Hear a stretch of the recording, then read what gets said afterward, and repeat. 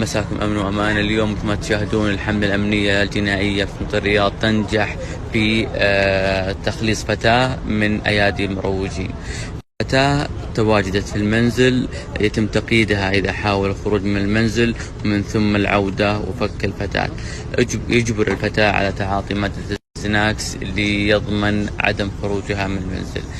كذلك العثور على أشخاص في المنزل يستخدمون مادة الزناكس كتعاطي في الموقع، وعثور على مبالغ مالية.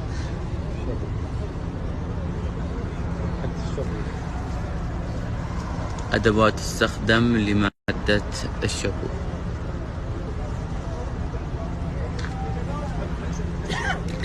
طبعا الفتاة الآن سيتم تسليمها جهة الاختصاص لتسليمهم إلى قسم السويدي مصدر البلاغ.